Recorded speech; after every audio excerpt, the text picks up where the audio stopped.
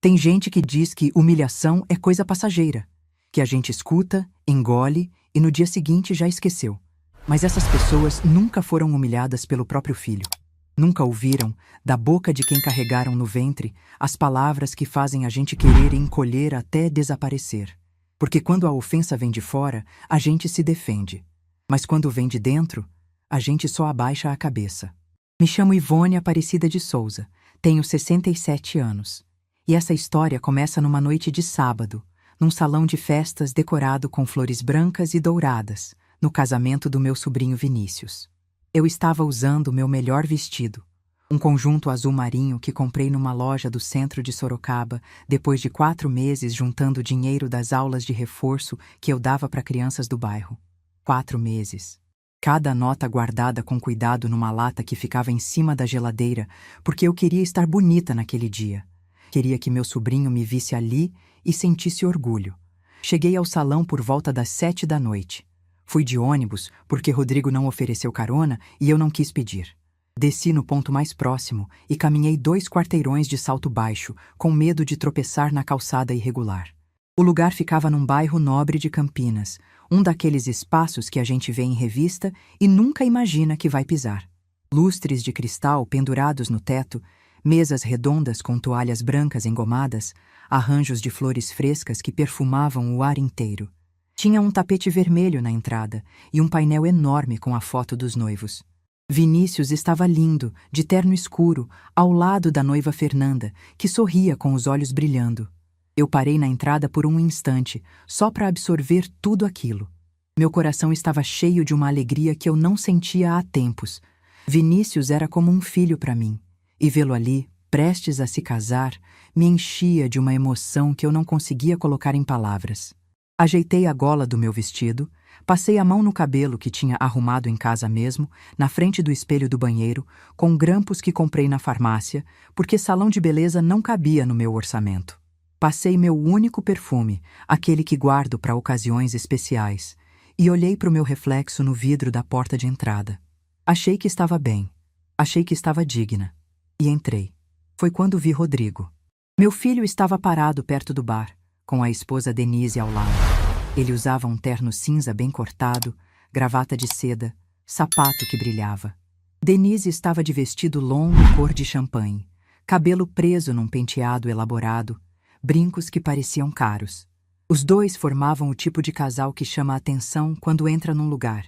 E eu, ali na frente deles, com meu vestido azul marinho da loja do centro, me senti como se estivesse entrando no lugar errado. Rodrigo me olhou de cima a baixo. Eu conheço aquele olhar. É o olhar que ele aprendeu a ter depois que casou com Denise. O olhar de quem mede as pessoas pelo que vestem, pelo que mostram, pelo que aparentam. Seus olhos foram dos meus sapatos até o meu cabelo, e eu vi a expressão dele mudar. O maxilar travou, as narinas se abriram levemente, e então ele disse, sem abaixar a voz, sem se preocupar com quem estava ao redor, como se estivesse falando sobre o tempo. Essa roupa velha, mãe? Que vergonha! Parece que a senhora saiu de um brechó. Denise deu uma risadinha pelo nariz. A sogra dela, Dona Silvia, que estava logo atrás, virou o rosto para disfarçar um sorriso. Uma senhora que eu não conhecia, parada ao lado com uma taça na mão, arregalou os olhos e olhou para mim com aquela piedade que dói mais do que o próprio insulto. Um casal que passava atrás de mim diminuiu o passo, trocou um olhar constrangido e seguiu em frente fingindo que não tinha ouvido. Mas todo mundo ouviu. Meu rosto queimou. Senti um calor subir do peito até as orelhas, como se alguém tivesse jogado água fervente por dentro de mim. Meus olhos arderam, mas eu não chorei. Não ali, não na frente deles. Apertei a alça da minha bolsa com tanta força que meus dedos ficaram brancos. Engoli o nó que se formou na garganta e fiz o que sempre fazia quando Rodrigo me diminuía. Abaixei a cabeça. Murmurei um desculpa que ninguém pediu. E saí andando. Atravessei o salão inteiro com os olhos no chão. Passei pelas mesas decoradas, pelo buffet que ainda estava sendo montado, pelos garçons que circulavam com bandejas de espumante. Ninguém me parou. Ninguém me chamou. Ninguém perguntou para onde eu estava indo. Fui até o fundo do salão, onde tinha uma mesa vazia perto da saída de emergência. Uma daquelas mesas que sobraram na organização, sem arranjo de flores, sem cartão com nome. Puxei a cadeira e sentei. Ali, sozinha, com a bolsa no colo e as mãos tremendo, eu olhei para o salão cheio de gente bonita, perfumada, bem vestida, e me senti a pessoa mais invisível do mundo. Não era a primeira vez que Rodrigo me fazia sentir assim, mas era a primeira vez que eu sentia aquilo com tanta nitidez, com tanta clareza, como se alguém tivesse acendido uma luz forte dentro de uma sala escura, e eu finalmente pudesse ver o tamanho do estrago. A cerimônia começou meia hora depois.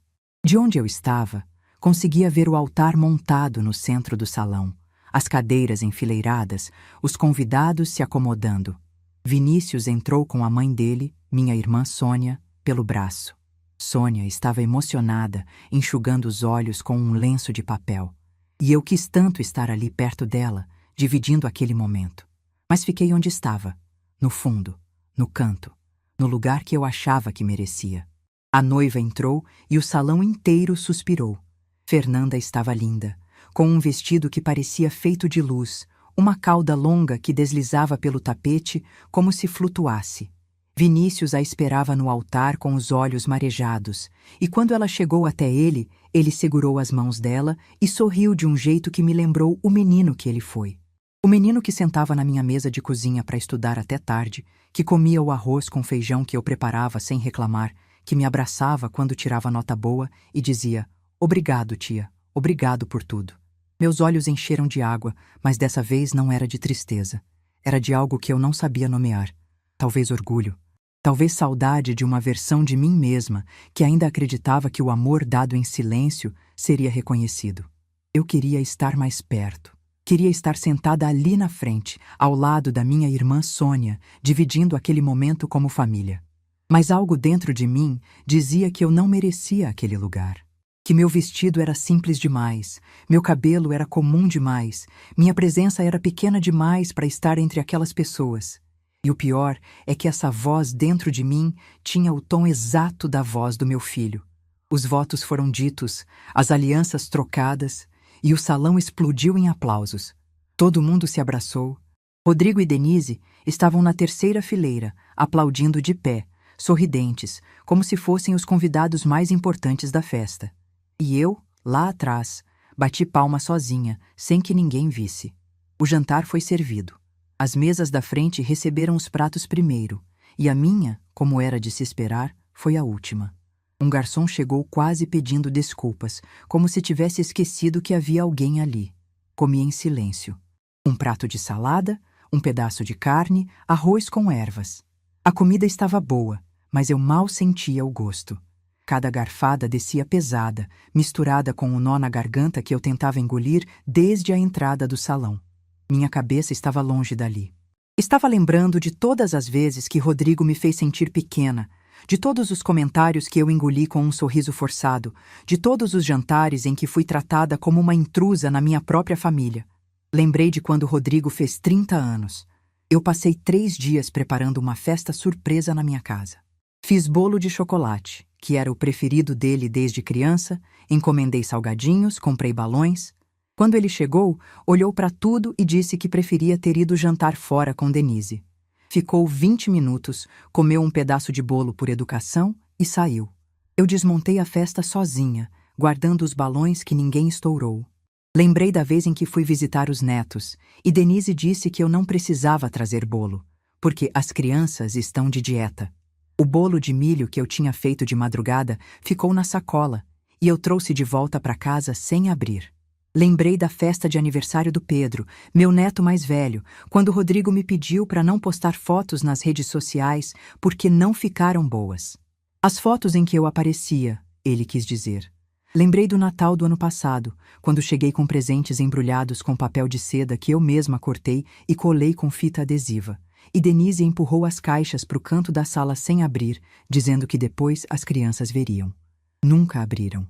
Até hoje não sei se as crianças sequer souberam que a avó tinha levado presente. Cada lembrança era uma pedrinha que eu tinha engolido ao longo dos anos, achando que era normal, achando que era o preço de manter a família unida.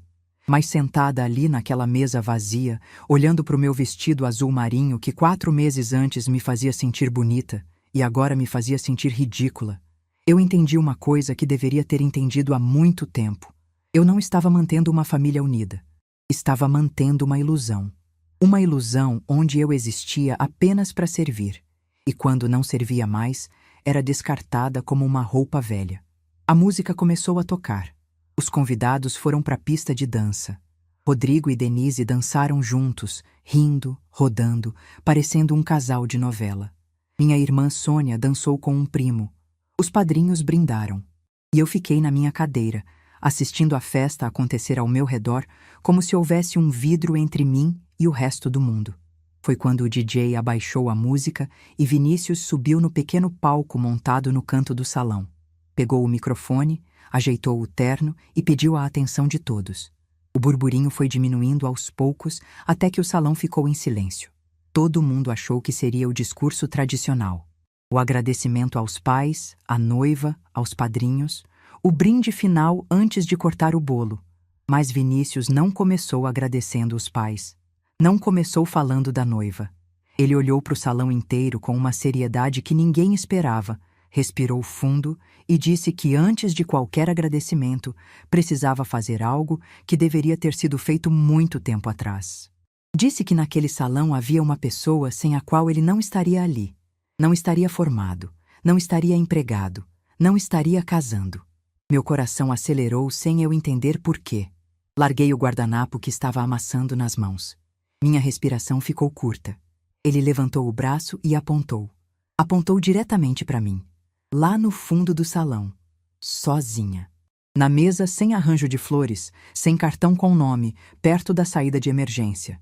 E disse, com a voz firme e clara, que ecoou por cada canto daquele salão.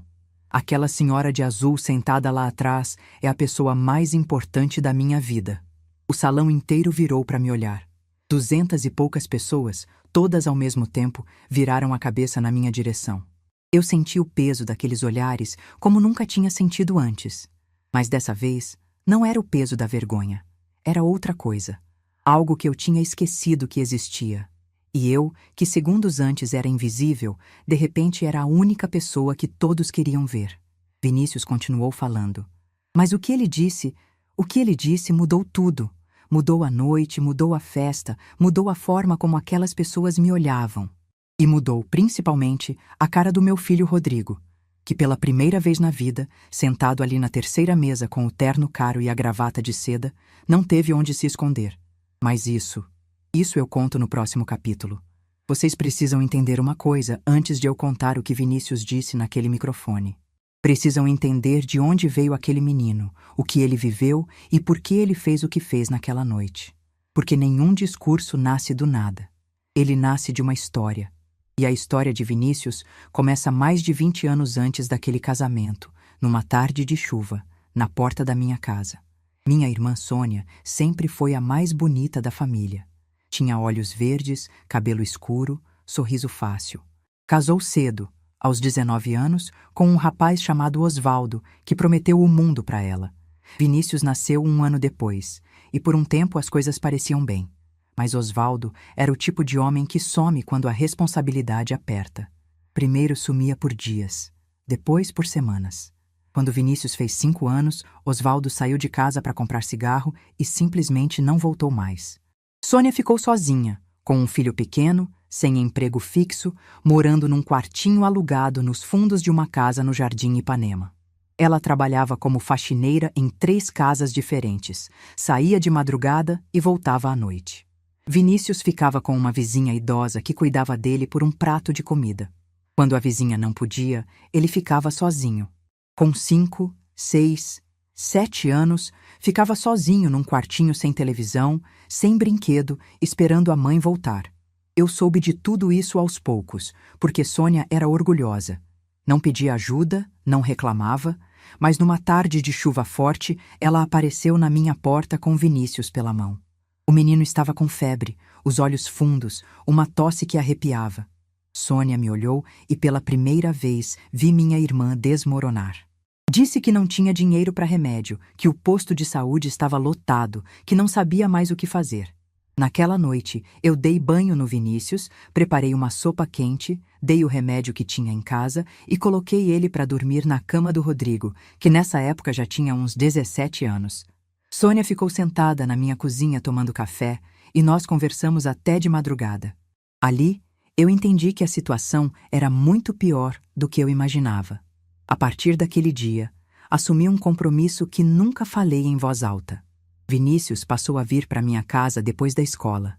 Eu dava lanche, ajudava com o dever e, aos poucos, fui assumindo os custos que Sônia não conseguia cobrir. Material escolar, uniforme, tênis quando o dele rasgava. Rodrigo achava que eu estava só ajudando a tia Sônia de vez em quando. Ele nunca perguntou os detalhes, e eu nunca ofereci. Quando Vinícius completou 12 anos, a escola onde ele estudava fechou. A única opção gratuita era do outro lado da cidade, quase 2 horas de ônibus. Eu não aceitei aquilo. Fui até uma escola particular no centro, conversei com a diretora, expliquei a situação e consegui uma bolsa parcial.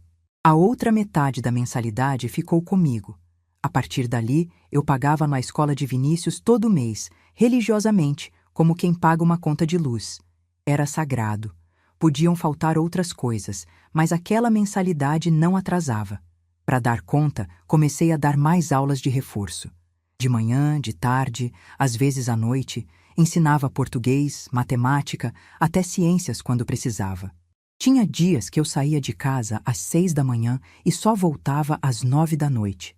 Chegava com os pés inchados, as costas doendo, mas com a certeza de que aquele menino ia ter uma chance na vida. Vinícius sempre foi inteligente, tinha facilidade com números, gostava de desenhar plantas de casas no caderno, sonhava em ser engenheiro desde pequeno. Quando ele me mostrava aqueles desenhos com medidas escritas do lado, eu sentia uma coisa no peito que não sei explicar. Era como ver uma semente brotando, e eu sabia que se ninguém regasse, ela ia secar. Quando ele chegou ao ensino médio, as notas eram excelentes. Os professores diziam que ele tinha potencial, que deveria tentar vestibular para engenharia. Mas faculdade particular era outro universo. A mensalidade custava mais do que minha aposentadoria. Sônia mal conseguia pagar o aluguel. E Vinícius, já com 17 anos, começou a falar em largar os estudos para trabalhar e ajudar a mãe. Foi quando tomei a decisão mais difícil da minha vida. Eu tinha um Corsa 2003, azul, que Ademar havia deixado. Era o único bem material que me restava do meu marido. Cada vez que eu entrava naquele carro, sentia o cheiro dele, lembrava das viagens que fizemos juntos, das tardes de domingo que ele dirigia até a represa só pra gente tomar um sorvete no caminho de volta. Aquele carro era mais do que um veículo. Era uma memória. Era um pedaço do Ademar que ainda estava comigo. Mas eu olhei para aquele carro e olhei para o futuro do Vinícius. E entendi que Ademar teria feito a mesma coisa. Vendi o Corsa por um valor que cobriu a matrícula e as primeiras mensalidades. Peguei um empréstimo consignado na aposentadoria para complementar. E comecei a vender marmita nos fins de semana. Sábado e domingo, eu acordava às 4 da manhã. Cozinhava arroz, feijão, frango assado, farofa, vinagrete. Montava as quentinhas em embalagens de isopor, empilhava tudo num caixote que amarrava no bagageiro da bicicleta e saía pedalando pelas ruas de Sorocaba. Sol ou chuva, frio ou calor. Com mais de 50 anos, eu pedalava quilômetros entregando marmita para operário de obra, para porteiro de prédio, para quem quisesse comprar. Vinícius sabia de tudo. Ele ia na minha casa toda semana, me ajudava a lavar as panelas, secava as embalagens e ficava estudando na minha mesa de cozinha enquanto eu preparava as marmitas do dia seguinte. Aquela mesa viu muita coisa. Viu os cadernos dele abertos, viu as panelas fumegando, viu as notas de dinheiro que eu contava de madrugada para ver se dava para pagar a mensalidade do mês. E viu também as lágrimas que às vezes caíam sem eu perceber, de cansaço, de preocupação, de medo de não dar conta. Teve uma noite no 3º ano da faculdade que nunca vou esquecer. Vinícius apareceu na minha porta por volta das 10 da noite. Estava com os olhos vermelhos, o cabelo bagunçado, a mochila pendurada num ombro só. Quando abri a porta e vi o estado dele, senti meu estômago afundar. Puxei ele para dentro, coloquei água para esquentar e esperei. Ele sentou na cadeira da cozinha, a mesma cadeira onde sentava desde os 7 anos, e começou a falar. Disse que não aguentava mais, que se sentia um peso, que olhava para os colegas da faculdade que tinham carro, apartamento e estágio garantido pelo pai e se sentia um impostor. Disse que tinha vergonha de depender da tia para tudo, que eu já tinha feito demais, que ele ia trancar a matrícula e arranjar um emprego para me devolver cada centavo. Eu escutei tudo sem interromper. Servi o café, coloquei um pedaço de bolo de fubá no prato dele e esperei ele terminar. Quando ele ficou em silêncio, eu olhei nos olhos dele e disse uma coisa que veio de um lugar dentro de mim que eu nem sabia que existia. Disse: Vinícius, vergonha é não tentar. Vergonha é ter a chance e desperdiçar. Você não é um peso. Você é o meu maior orgulho. E se eu estou fazendo isso, não é para você me devolver nada. É porque eu acredito em você. E quando a gente acredita em alguém de verdade, não coloca preço nisso. Ele ficou quieto por um longo tempo. O café esfriou na xícara. O bolo ficou inteiro no prato. Então ele se levantou, veio até mim e me abraçou. Um abraço demorado, apertado, daqueles que a gente sente no peito e não só nos braços. E naquele abraço, sem precisar de palavras, ficou dito tudo o que precisava ser dito. Vinícius não trancou a faculdade. Continuou. Se formou em engenharia civil com uma das melhores notas da turma. Na formatura eu estava na plateia, com o mesmo tipo de vestido simples que sempre usei, e quando ele subiu para pegar o diploma, olhou diretamente para mim e ergueu o canudo no ar. Naquele momento, eu soube que cada marmita, cada pedalada, cada centavo, cada noite mal dormida tinha valido a pena. Rodrigo nunca soube de nada disso. Nunca perguntou como eu vivia, como pagava minhas contas, o que fazia com meu tempo ou meu dinheiro. Para ele, eu era apenas a mãe velha que morava sozinha e que aparecia nos eventos com roupa simples. Ele não fazia ideia do que eu tinha construído em silêncio. E não fazia ideia de que naquele casamento, aquele silêncio estava prestes a ser quebrado. Agora voltemos ao salão. Ao microfone. A voz de Vinícius ecoando pelas caixas de som. Ele apontou para mim e disse: Aquela senhora de azul sentada lá atrás é a mulher que pagou cada centavo da minha faculdade. Ela vendeu o carro do marido que já tinha partido para pagar minha matrícula. Vendeu marmita de bicicleta com mais de 60 anos, sol e chuva, para eu poder estudar engenharia. Ela nunca contou isso para ninguém. Nunca pediu nada em troca. Nunca fez questão de aparecer. E hoje, nesse casamento, ela está sentada sozinha no fundo do salão, porque alguém decidiu que ela não era digna de estar na frente. O silêncio que tomou conta daquele lugar foi o tipo de silêncio que pesa no peito. Ninguém respirava, ninguém se mexia. 200 pessoas paralisadas, olhando para mim, processando o que tinham acabado de ouvir. A noiva Fernanda levou a mão à boca e começou a chorar. Minha irmã Sônia, que estava na mesa da frente, cobriu o rosto com as 2 mãos. Vinícius não parou. Continuou. Tudo o que eu sou, tudo o que eu conquistei, o diploma, o emprego, esse casamento, esse terno que eu estou usando, nasceu do sacrifício de uma mulher que a própria família trata como invisível.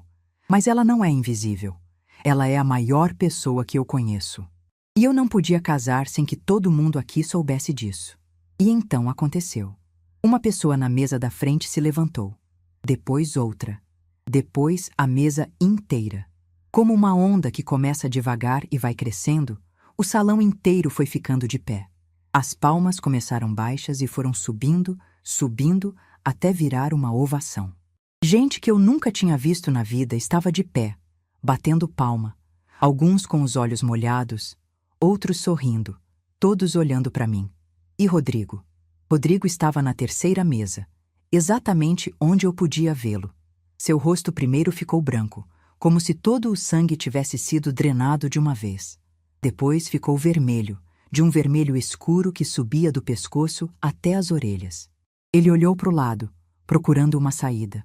Olhou para baixo, fingindo que mexia no celular. Tentou bater palma com os outros, mas as mãos dele se moviam no ritmo errado, descompassadas, falsas. Denise puxou o braço dele e sussurrou algo no ouvido. Ele se levantou e tentou sair pela lateral do salão, mas o caminho estava bloqueado. As pessoas estavam de pé. Os garçons tinham parado para assistir e ele ficou ali, preso, encurralado entre as cadeiras e a própria vergonha. Obrigado a ouvir, obrigado a ver, obrigado a sentir, nem que fosse por um minuto, o peso do que tinha feito comigo a vida inteira. Eu olhei para ele naquele momento, e pela primeira vez em muitos anos, quem sentiu vergonha não fui eu. Vinícius desceu do palco, atravessou o salão inteiro sob os aplausos e veio até minha mesa. Me estendeu a mão e disse com a voz embargada: Tia Ivone, o lugar da senhora nunca foi aqui atrás. Vem comigo. Eu segurei a mão dele, me levantei devagar e caminhei com ele pelo salão. Cada passo que eu dava, as pessoas abriam espaço. Algumas tocavam meu braço ao passar. Uma senhora que eu não conhecia apertou minha mão e disse baixinho: Deus te abençoe. A noiva Fernanda veio ao meu encontro, me abraçou com força e disse ao meu ouvido entre soluços: Obrigada por tudo que a senhora fez pelo homem que eu amo. Vinícius me levou até a mesa principal, puxou a cadeira ao lado da dele e disse: Esse sempre foi o seu lugar.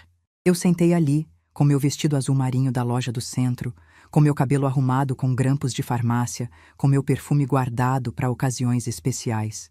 E pela primeira vez naquela noite, não senti vergonha de nada. Senti algo que eu tinha esquecido que merecia sentir. Orgulho de quem eu sou, mas aquela noite não terminou ali. Porque enquanto o salão inteiro me aplaudia, enquanto Vinícius segurava minha mão na mesa principal, enquanto a noiva secava as lágrimas e os convidados voltavam aos poucos para seus lugares, uma coisa estava acontecendo dentro de mim que ninguém conseguia ver. Uma transformação silenciosa, profunda, que não tinha a ver com aplausos ou homenagens. Tinha a ver com uma pergunta que eu nunca tinha tido coragem de fazer a mim mesma. Por que eu deixei chegar a esse ponto? E a resposta para essa pergunta estava guardada em 25 anos de memórias que eu precisava finalmente encarar. Vocês devem estar se perguntando como um filho chega ao ponto de humilhar a própria mãe na frente de 200 pessoas. Eu também me perguntei isso durante anos. Procurei respostas nas minhas lembranças, nos detalhes que ignorei, nos sinais que fingi não ver. E a verdade é que Rodrigo não se transformou de uma hora para outra. Foi um processo lento, silencioso, que aconteceu bem debaixo do meu nariz, enquanto eu estava ocupada demais sendo mãe, para perceber que já estava perdendo meu filho. Para vocês entenderem, eu preciso voltar ao começo. Quando Ademar partiu, levado por um problema no coração que ninguém sabia que existia, Rodrigo tinha 9 anos. Era um menino quieto, de olhos grandes, que gostava de desenhar e ficava grudado em mim o dia inteiro. A partida do pai abalou ele de um jeito que eu nunca consegui medir por completo. Ele parou de brincar na rua, parou de falar com os colegas da escola, parou de desenhar. Passava as tardes sentado na cadeira onde Ademar costumava sentar, olhando para o quintal sem dizer uma palavra. Eu tentei de tudo. Levei ele para conversar com a psicóloga do posto de saúde, mas ele se recusava a falar. Comprei cadernos de desenho novos, mas eles ficavam em branco. A única coisa que parecia trazer alguma vida de volta para os olhos dele era quando eu sentava do lado e ficava ali, em silêncio, só fazendo companhia. Foram meses assim. Meses em que eu trabalhava de dia, dava aula à noite e, quando chegava em casa, sentava naquela cadeira ao lado dele até ele adormecer. Com o tempo, Rodrigo foi voltando. Devagar, como quem reaprende a andar depois de uma queda feia. Voltou a ir para a escola, fez alguns amigos, começou a se interessar por futebol. Mas algo nele tinha mudado. Tinha uma dureza nos olhos que não existia antes. Uma desconfiança com o mundo, como se a vida já tivesse mostrado para ele que as coisas boas podem desaparecer sem aviso. Eu me dediquei a esse menino como nunca me dediquei a nada. Trabalhava para sustentar a casa, mas cada momento livre era dele. Ajudava com dever, ia a jogo de futebol no campo do bairro, preparava o lanche que ele mais gostava. Quando ele entrou na adolescência, fiz questão de ser presente sem ser invasiva. Dei espaço, mas sempre deixando claro que eu estava ali. A gente morava em Sorocaba, na mesma casa do Jardim Santa Rosália que Ademar tinha deixado quitada. Era simples, mas era nossa. Rodrigo estudou em escola pública, porque era o que eu podia oferecer, e se formou no ensino médio sem grandes brilhos, mas também sem problemas. Quando decidiu fazer faculdade de administração, eu apoiei com tudo que tinha. Paguei cursinho pré-vestibular com dinheiro das aulas particulares e torci cada dia até ele passar. Rodrigo se formou aos 24 anos. Na formatura, eu estava na plateia, chorando de orgulho, com um vestido que tinha comprado numa promoção do centro. Ele me abraçou naquele dia e disse: "Obrigado por tudo, mãe. Eu não teria conseguido sem você." Guardo essas palavras até hoje. Guardo porque foram as últimas palavras de gratidão genuína que ouvi do meu filho. Pouco depois da formatura, ele conseguiu emprego numa empresa de logística em Campinas. Era uma oportunidade boa, salário melhor do que qualquer coisa que Sorocaba podia oferecer. Ele se mudou, alugou um quarto num apartamento dividido com outros rapazes e, no começo, ligava todo dia. Me contava do trabalho, das dificuldades, dos colegas. Eu ouvia tudo com atenção, dava conselhos quando ele pedia e ia visitá-lo pelo menos uma vez por mês, levando marmita congelada para a semana inteira. Foi em Campinas que ele conheceu Denise. Ela trabalhava no mesmo prédio comercial, era assistente administrativa, 3 anos mais nova que ele. Bonita, decidida, com um jeito de falar que misturava doçura com firmeza. O pai dela, seu Valdir, era dono de uma loja de materiais de construção e a mãe, Dona Silvia, nunca tinha precisado trabalhar. Denise cresceu com conforto, não com luxo, mas com uma segurança financeira que a família dela fazia questão de mostrar. Rodrigo se apaixonou rápido. Em 3 meses, já estava falando em casamento. Eu fiquei feliz por ele, de verdade. Mas quando fui conhecer Denise pela primeira vez, algo me incomodou. Rodrigo me buscou na rodoviária de Campinas, e no caminho para o restaurante onde íamos jantar, me pediu para não falar sobre o bairro onde morávamos, sobre meu trabalho de professora particular, sobre a casa simples. Disse que Denise era de outro nível e que ele não queria que eu ficasse desconfortável. Eu engoli aquilo. Achei que era nervosismo de quem quer impressionar. No jantar, fui simpática, educada, fiz perguntas sobre a vida dela, elogiei o vestido que ela usava. Denise foi cordial, mas distante. Quando falei que dava aulas de reforço para crianças do bairro, ela deu um sorriso fino e mudou de assunto. Quando mencionei que fazia bolo de fubá para vender nos fins de semana, Rodrigo me interrompeu e disse que isso era passado. Eu olhei para ele e vi nos olhos dele algo que nunca tinha visto antes. Vergonha. Vergonha de mim. O casamento aconteceu 1 ano depois. Eu ofereci ajuda com os preparativos, mas Denise disse que a mãe dela já estava cuidando de tudo. O vestido de noiva, o buffet, a decoração, o salão, tudo foi escolhido pela família dela. A mim, coube comprar meu próprio vestido e aparecer no dia. Eu contribuí com uma quantia que juntei durante meses para dar de presente. Mas na hora de agradecer às famílias, o pai de Denise foi citado como o grande apoiador, e eu nem fui mencionada. Depois do casamento, eles se instalaram num apartamento em Campinas que o pai de Denise ajudou a financiar. As visitas que eu fazia passaram a ser cada vez mais espaçadas. Rodrigo dizia que estavam ocupados, que os fins de semana eram corridos, que mês que vem a gente se vê. Mês que vem virava 2, 2 viravam 3 e eu ia ficando para trás. Quando Pedro nasceu, meu primeiro neto, eu achei que tudo ia mudar. Fui para Campinas no dia seguinte, levei roupinhas que tinha comprado, enxoval que bordei à mão durante a gravidez toda. Cheguei no hospital com sacolas cheias de carinho e encontrei o quarto lotado. Os pais de Denise estavam lá, os irmãos dela, as amigas. Eu entrei e senti que estava invadindo um espaço que não era meu. Denise me cumprimentou com um aceno da cama. Rodrigo disse um "Oi, mãe", rápido, e voltou a conversar com o sogro.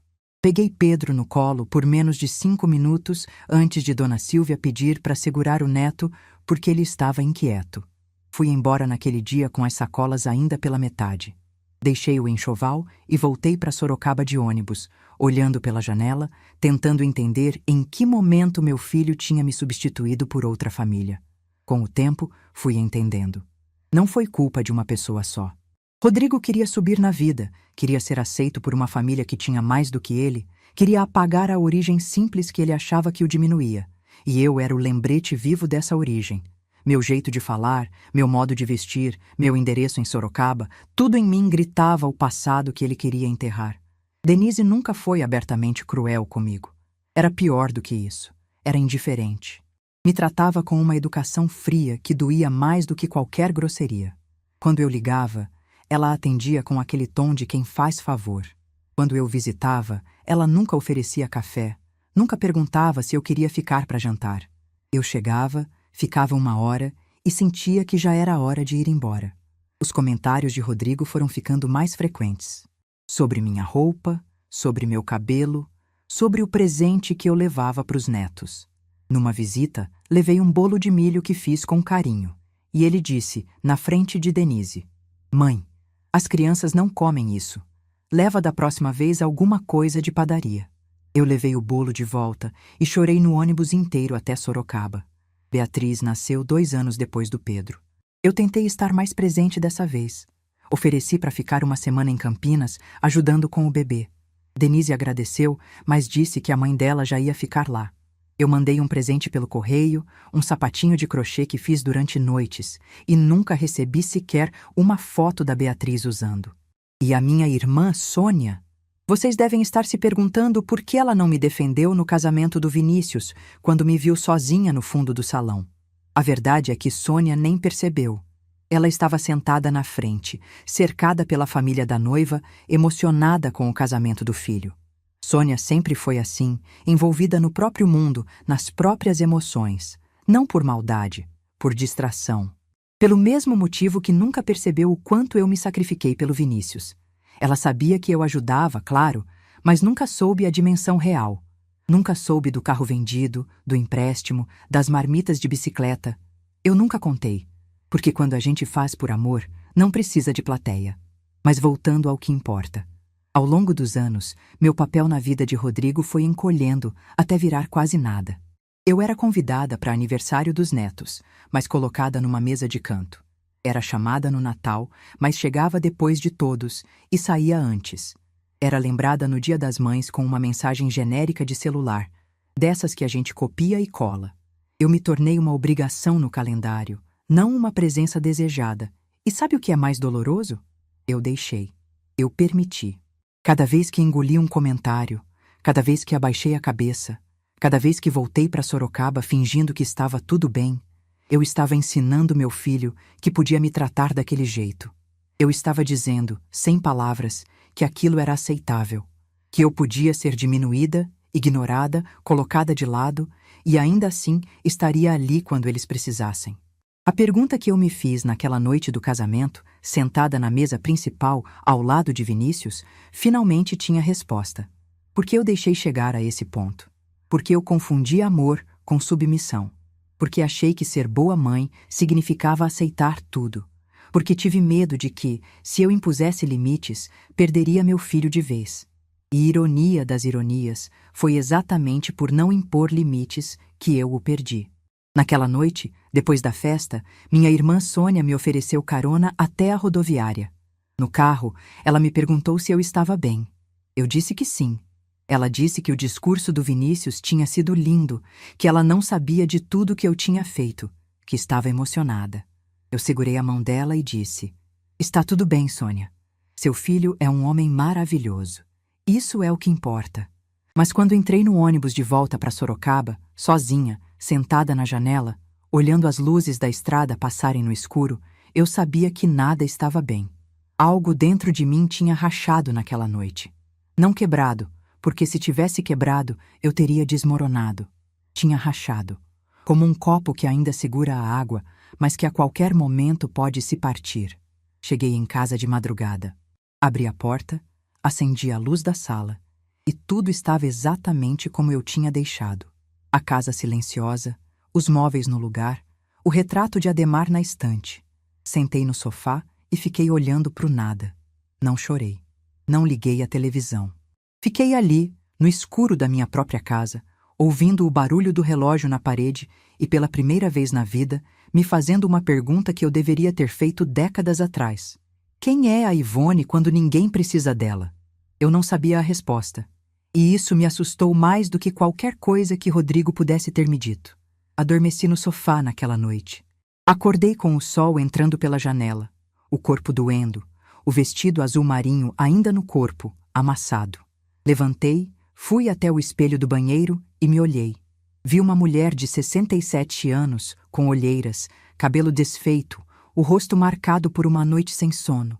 Mas vi também algo diferente nos meus olhos. Algo que não estava ali na noite anterior. Não era raiva, não era tristeza, era decisão. Tirei o vestido, tomei banho, fiz café e sentei na mesa da cozinha. A mesma mesa onde Vinícius estudava, onde eu contava dinheiro de marmita, onde a vida realmente acontecia. Peguei um caderno, uma caneta e comecei a escrever. Não uma carta, não uma lista. Comecei a escrever tudo o que eu tinha engolido nos últimos 25 anos. Cada humilhação, cada silêncio. Cada vez que abaixei a cabeça quando deveria ter levantado. Preenchi 6 páginas. 6 páginas de dor que eu nunca tinha colocado em palavras. E quando terminei, fechei o caderno, guardei na gaveta e disse para mim mesma: nunca mais. 2 dias depois, meu telefone tocou. Era Rodrigo. E o que ele disse naquela ligação foi a gota d'água que faltava para eu tomar a decisão mais importante da minha vida. A ligação veio numa terça-feira de manhã, 2 dias depois do casamento. Eu estava na cozinha tomando café, com o caderno de 6 páginas ainda guardado na gaveta como uma promessa que eu tinha feito a mim mesma. O celular tocou e o nome de Rodrigo apareceu na tela. Meu coração acelerou porque fazia meses que ele não me ligava por iniciativa própria. Respirei fundo e atendi. Ele não começou com "Bom dia, mãe". Não perguntou como eu estava, se tinha chegado bem em casa, se precisava de alguma coisa. A primeira frase que saiu da boca do meu filho foi: "Mãe, a senhora precisa ligar para o Vinícius e pedir para ele tirar o vídeo". Eu não entendi no primeiro momento. Perguntei que vídeo. Rodrigo explicou com a voz tensa que alguém tinha filmado o discurso de Vinícius no casamento e postado nas redes sociais. O vídeo estava circulando nos grupos de família, nos grupos de amigos, nos grupos de trabalho dele. Disse que colegas da empresa tinham mandado mensagem perguntando se era ele, o filho que humilhou a mãe. Disse que o chefe dele tinha visto, que Denise estava furiosa porque as amigas dela estavam comentando. E então ele disse a frase que mudou tudo. "A senhora não tem noção do que esse vídeo está fazendo com a minha reputação. Precisa resolver isso. A senhora é minha mãe, tem obrigação de me proteger." Obrigação de proteger. Ele não disse "me desculpa, mãe". Não disse "eu errei, mãe". Não disse "eu te amo, mãe, e sinto muito pelo que fiz". Disse que eu tinha a obrigação de proteger a reputação dele. A mesma reputação que ele construiu às minhas custas, pisando em cima da mulher que o criou sozinha. Fiquei em silêncio por tanto tempo que ele perguntou se eu ainda estava na linha. Eu estava, mas algo dentro de mim estava se reorganizando, como peças de um quebra-cabeça que finalmente encontram o lugar certo. Todas aquelas 6 páginas do caderno, todas as memórias, todas as humilhações, tudo se condensou naquele instante numa clareza que eu nunca tinha sentido antes. Quando finalmente abri a boca, minha voz saiu calma, tão calma que até eu me estranhei. Disse: "Rodrigo, eu não vou pedir pro Vinícius tirar nada. O que ele disse naquele microfone é a verdade. Cada palavra. E se essa verdade está incomodando você, talvez o problema não seja o vídeo. Talvez o problema seja o que você fez para esse vídeo existir." O silêncio do outro lado da linha foi ensurdecedor. Eu quase podia ouvir o sangue dele fervendo. Quando ele voltou a falar, a voz já era outra, mais alta, mais agressiva, cheia daquela indignação de quem se sente injustiçado sem perceber que é o autor da própria injustiça. Disse que eu estava sendo ingrata, que ele sempre cuidou de mim, que nunca me deixou faltar nada. Perguntei calmamente quando foi a última vez que ele tinha me ligado antes daquele dia. Ele ficou quieto. Perguntei quando foi a última vez que ele tinha me visitado em Sorocaba. Quieto de novo. Perguntei se ele sabia o valor da minha aposentadoria, se sabia quanto eu pagava de luz, de água, de remédio por mês. Silêncio. Então eu disse algo que nunca tinha dito em voz alta. Disse: "Rodrigo, você não cuida de mim. Você me tolera. Tem uma diferença enorme entre essas duas coisas. Cuidar é perguntar como eu estou. Tolerar é me convidar para o Natal e me colocar na ponta da mesa, longe de todo mundo, para eu não envergonhar a sua esposa." Ele tentou me interromper, mas eu continuei, com a mesma calma, sem levantar a voz. sem tremer. Disse que no casamento do Vinícius, na frente de 200 pessoas, ele me chamou de vergonha, que eu ouvi aquela palavra e fui sentar no fundo como um cachorro que leva um chute e vai se esconder debaixo da mesa. Que eu fiz isso porque passei a vida inteira achando que era assim que mãe demonstrava amor, aguentando tudo calada para não perder o filho. E disse: mas eu não perdi só você, Rodrigo. Eu perdi a mim mesma. E isso eu não posso mais aceitar. A ligação terminou sem despedida. Ele desligou. E eu coloquei o celular na mesa, olhei para o café que já tinha esfriado e senti uma coisa estranha no peito. Não era dor, não era alívio, era leveza. Como se eu tivesse carregado uma mala pesada nas costas por décadas e finalmente tivesse colocado no chão. Nos dias seguintes, aconteceu exatamente o que eu esperava. O telefone começou a tocar, mas não era Rodrigo. Eram os parentes. Tia Nair, que mora em Santos e nunca me visita, ligou para dizer que eu estava destruindo a família. Disse que mãe é para isso, para aguentar, para perdoar, para dar a outra face. Primo Geraldo, que eu não via há 4 anos, mandou mensagem dizendo que mãe de verdade perdoa e que eu estava exagerando. Dona Silvia, a sogra de Denise, teve a audácia de ligar para o meu celular e dizer que eu estava sendo egoísta, que estava prejudicando o casamento do meu filho e que uma mulher da minha idade deveria ter mais sabedoria para não criar confusão. Eu ouvi cada um com educação, agradeci a preocupação e não mudei uma vírgula da minha posição. Sabe o que me chamou a atenção? Nenhuma dessas pessoas me ligou depois do casamento para perguntar se eu estava bem. Nenhuma perguntou como eu me senti sendo humilhada na frente de todos. Nenhuma quis saber se eu precisava de algo, se tinha chegado bem em casa, se estava dormindo, se estava comendo. Só apareceram quando a reputação do Rodrigo estava em jogo. Eu era a mãe que devia se sacrificar mais uma vez para manter as aparências. A mãe que engole, que perdoa, que finge, que sorri. Sempre eu. Uma semana depois da ligação, Rodrigo apareceu na minha porta em Sorocaba. Tocou a campainha numa sexta-feira à tarde, sem avisar.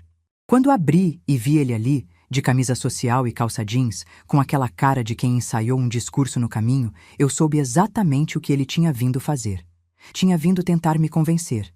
Deixei ele entrar. Ofereci café, como sempre fiz, como fiz durante 42 anos de maternidade. Ele aceitou.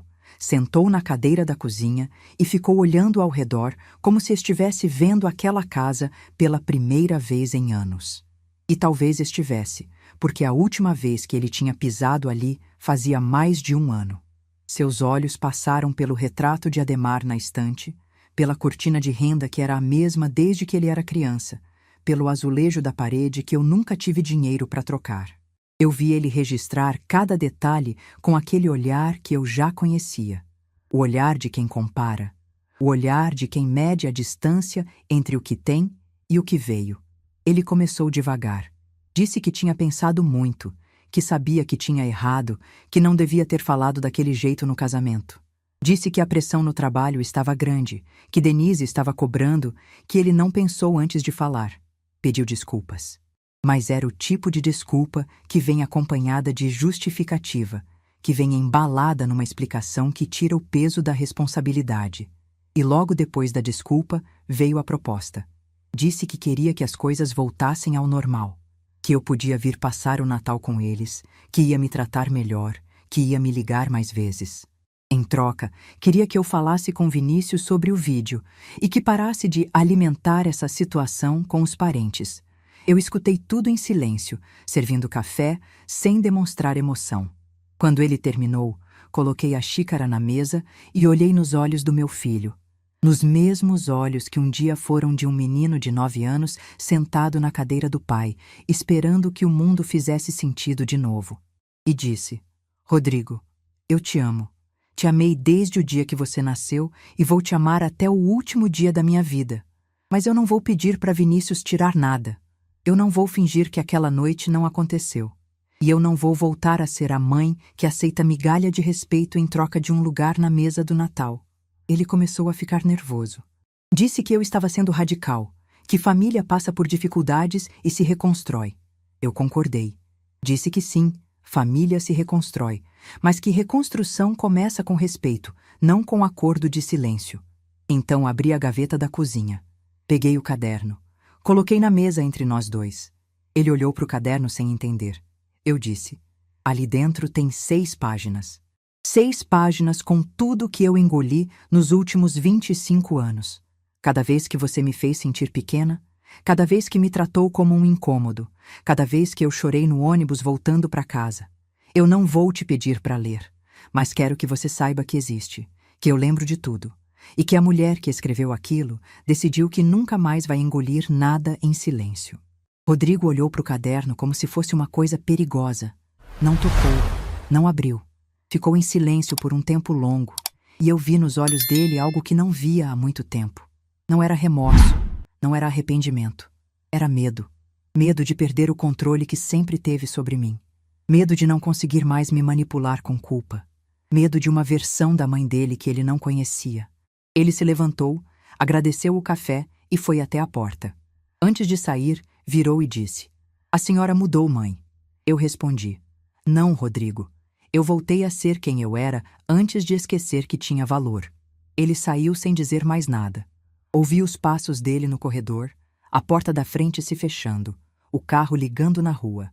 Fiquei parada na cozinha, com as 2 xícaras na mesa, o caderno ainda fechado entre elas e o cheiro de café no ar. Voltei para a pia e lavei as 2 xícaras, a dele e a minha. Lavei devagar, com cuidado, como se aquele gesto simples tivesse um significado que eu ainda estava aprendendo a decifrar. E enquanto a água corria, algo se completou dentro de mim. Não era felicidade, era inteireza. A sensação de que, pela primeira vez em décadas, minhas palavras e minhas atitudes estavam alinhadas. Eu tinha dito o que sentia, sem gritar, sem chorar, sem implorar, sem levantar a voz uma única vez. E o mundo não tinha acabado. O teto não caiu. O chão não se abriu. Eu simplesmente disse a verdade, e a verdade me sustentou. Nos dias seguintes, o telefone parou de tocar. Os parentes que tinham ligado para me pressionar sumiram tão rápido quanto apareceram. Rodrigo não mandou mais mensagem.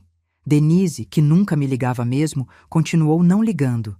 E eu, sozinha na minha casa em Sorocaba, senti um silêncio diferente de todos os silêncios que já tinha vivido. Não era o silêncio do abandono, aquele que pesa e sufoca. Era o silêncio da escolha. Eu tinha escolhido a mim mesma, e o preço imediato era a solidão. Mas era uma solidão honesta, limpa, que não me diminuía. Era a solidão de quem parou de mendigar companhia. Comecei a preencher esse silêncio com coisas que há anos eu não fazia. Voltei a caminhar de manhã na praça do bairro, coisa que tinha parado de fazer porque ficava esperando o telefone tocar. Preparei receitas que eu gostava e que Rodrigo sempre criticou. Fiz meu bolo de milho, o mesmo que ele disse que ninguém queria, e levei para Dona Conceição, minha vizinha de porta, que comeu 2 pedaços e disse que era o melhor bolo que já tinha provado. Abri as janelas da casa, coloquei música no rádio e, numa tarde de quarta-feira, sentada na varanda com um livro no colo, percebi que estava sorrindo. Sem motivo aparente, sem que ninguém tivesse me dado permissão para isso. Eu estava sorrindo porque queria. 2 semanas depois da visita de Rodrigo, recebi uma ligação que não esperava. Era Vinícius. Disse que ficou sabendo de tudo pela Sônia, que Rodrigo tinha ligado para minha irmã reclamando que eu estava diferente e impossível. Vinícius me perguntou se eu estava bem, se precisava de algo, se queria que ele viesse me ver. Eu disse que estava bem. De verdade. Pela primeira vez em muito tempo, estava bem. Ele ficou em silêncio por um momento. Depois disse: "Tia, eu e a Fernanda estávamos conversando. A gente quer te convidar para uma coisa, mas não é por pena, é porque a senhora merece." E o que ele me convidou para fazer foi o começo de uma vida que eu não sabia que ainda era possível ter aos 67 anos. 3 semanas depois daquela conversa com Rodrigo na cozinha, Vinícius e Fernanda apareceram na minha casa num domingo de manhã. Eu estava fazendo café com bolo de fubá, aquele que eu sempre fiz e que sempre foi rejeitado na casa do meu filho. Quando abri a porta e vi os 2 ali, com aquele sorriso largo e uma sacola cheia de coisas, meu coração se encheu de um calor que eu não sentia há muito tempo. Fernanda me abraçou como se me conhecesse há anos. E de certa forma conhecia, porque Vinícius tinha contado para ela cada detalhe da nossa história. Ela me deu um presente embrulhado em papel dourado e disse: "É da parte dos dois, sogra do coração." Quando abri, era um porta-retrato com uma foto do casamento. Mas não era qualquer foto. Era a foto do momento em que Vinícius me levava pela mão até a mesa principal. Eu de azul, ele de terno, o salão inteiro de pé ao fundo. Atrás do porta-retrato, Fernanda tinha escrito: "Para a mulher que tornou tudo isso possível." Coloquei aquele porta-retrato na estante da sala, ao lado do retrato de Ademar. E ali ficaram, lado a lado, as duas imagens que resumiam minha vida.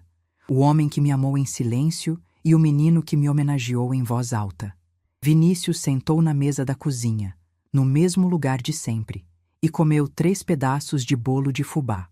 Fernanda repetiu 2 vezes e disse que era o melhor bolo que já tinha provado na vida. Eu sei que talvez estivesse exagerando, mas não importava.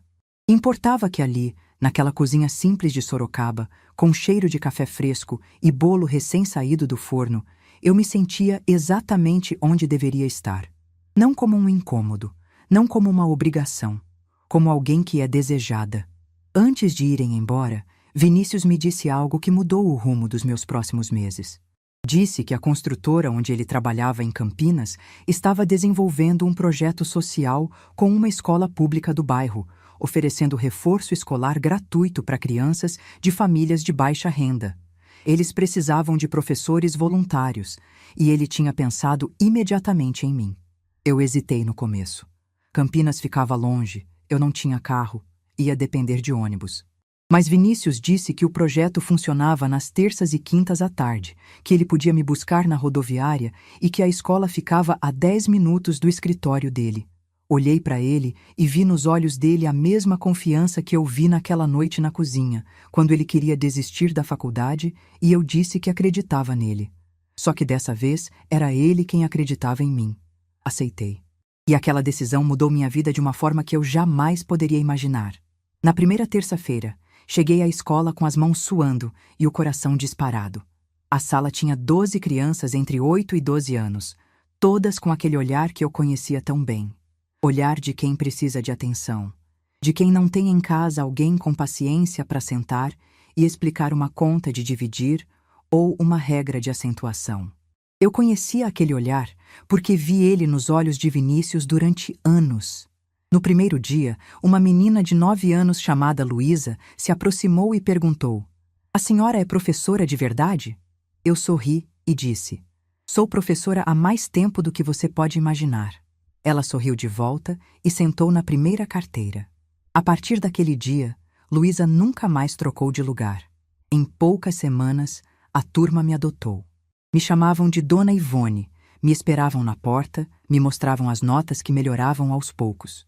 Um menino chamado Davi, de 11 anos, que mal conseguia ler quando comecei, me apresentou um mês depois a redação que tinha escrito sobre a família. No final, tinha uma frase que me fez precisar sair da sala para chorar no corredor. A pessoa mais importante da minha semana é a Dona Ivone, porque ela acredita que eu consigo. Eu, que passei anos achando que não servia mais para nada, estava de volta ao que sempre fiz de melhor: ensinar. E dessa vez, cada aula que eu dava não era por obrigação, não era para sustentar ninguém, não era para pagar mensalidade de faculdade.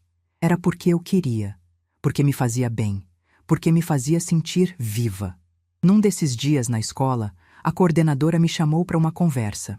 Disse que os pais dos alunos estavam impressionados com a melhora das notas, que as crianças falavam de mim em casa, e perguntou se eu aceitaria expandir o projeto para 3 dias por semana.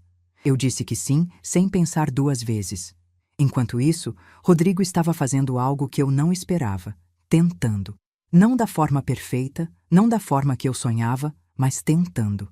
3 semanas depois da conversa na cozinha, ele ligou e perguntou se podia trazer Pedro e Beatriz para passar o sábado comigo. Não pediu para eu ir a Campinas.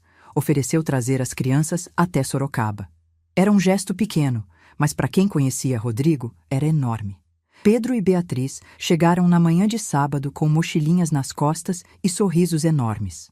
Pedro, que agora tinha 11 anos, me abraçou e disse: "Vovó, senti saudade." Beatriz, com 9, Me mostrou um desenho que tinha feito na escola com o título Minha Família. E ali, no canto do desenho, tinha uma figura de cabelo branco com um vestido azul. Era eu. Passei o dia inteiro com eles. Fiz bolo de chocolate, joguei cartas na mesa da sala, levei eles para tomar sorvete na praça. Pedro me contou sobre a escola, sobre os amigos, sobre o jogo de futebol que tinha ganho. Beatriz me mostrou os vídeos que gostava de assistir no celular e me ensinou uma dancinha que estava na moda. Eu tentei acompanhar e fiz tão errado que os três, eu inclusa, caímos na risada. Quando Rodrigo voltou para buscá-los no fim da tarde, as crianças não queriam ir embora. Pedro pediu para ficar mais um pouco, Beatriz disse que queria dormir na casa da avó. Rodrigo olhou para mim e eu vi algo nos olhos dele que não via há muitos anos. Não era pena, não era obrigação. Era algo parecido com reconhecimento. Como se ele finalmente estivesse enxergando o que sempre esteve ali. Ele não disse muito. Apenas, sábado que vem, posso trazer eles de novo? Eu respondi, a porta está sempre aberta, filho. E assim, aos poucos, uma nova rotina foi se formando. Não a rotina de antes, onde eu existia para servir e eles existiam para receber. Uma rotina diferente. Rodrigo trazia as crianças 2 vezes por mês. Às vezes ficava para o café, às vezes ia embora e voltava depois. Quando ficava, conversava comigo sobre coisas que nunca tínhamos conversado. O trabalho, as dificuldades, os planos para o futuro. Não era intimidade profunda. Era um começo. E eu aprendi a valorizar começos. Denise nunca veio. Mandava as crianças com roupas de troca e uma mensagem educada pelo celular, mas nunca apareceu na minha porta. Eu não me importei. Não era dela que eu precisava de reconhecimento.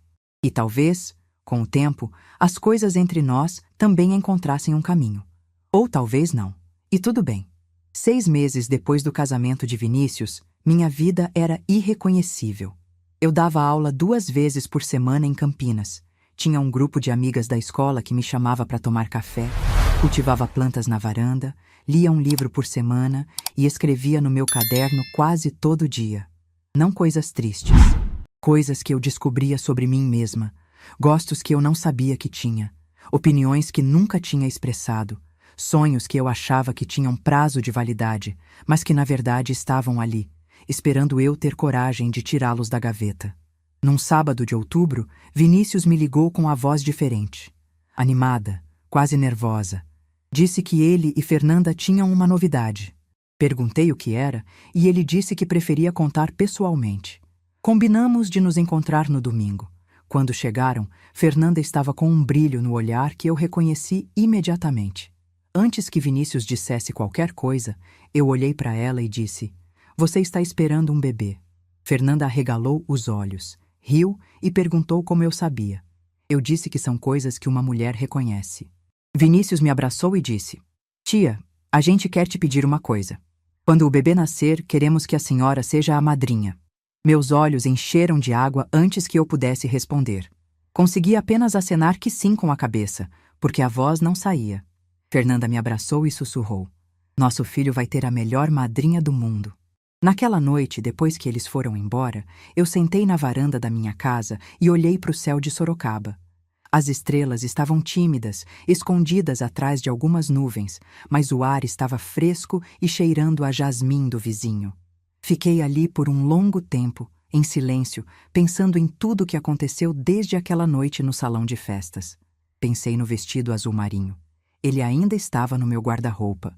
Às vezes, eu abria a porta do armário, passava a mão no tecido e sorria.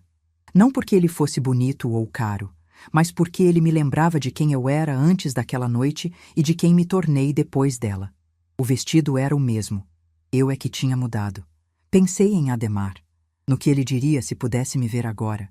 Acho que ficaria orgulhoso. Não pelo que fiz por Vinícius, não pelas aulas que dava, não pela força que mostrei diante de Rodrigo.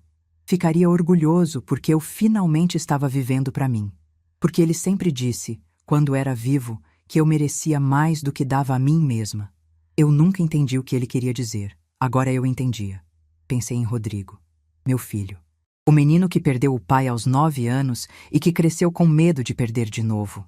Talvez ele tenha se agarrado a Denise e à família dela porque eles representavam a segurança que ele nunca mais sentiu depois que Ademar partiu. Talvez ele tenha sentido vergonha de mim porque eu o lembrava de uma época em que a vida era difícil e incerta. Eu não sei. E talvez nunca saiba por completo. Mas entendi que não era minha responsabilidade carregar a dor dele. Era a responsabilidade dele cuidar das próprias feridas, assim como eu estava cuidando das minhas. E pensei em mim. Na Ivone de 67 anos que estava sentada naquela varanda, com cheiro de jasmim no ar e um convite de madrinha no coração. Na mulher que vendeu marmita de bicicleta, que vendeu o carro do marido para pagar a faculdade de um sobrinho, que juntou dinheiro durante 4 meses para comprar um vestido que o próprio filho chamou de vergonha.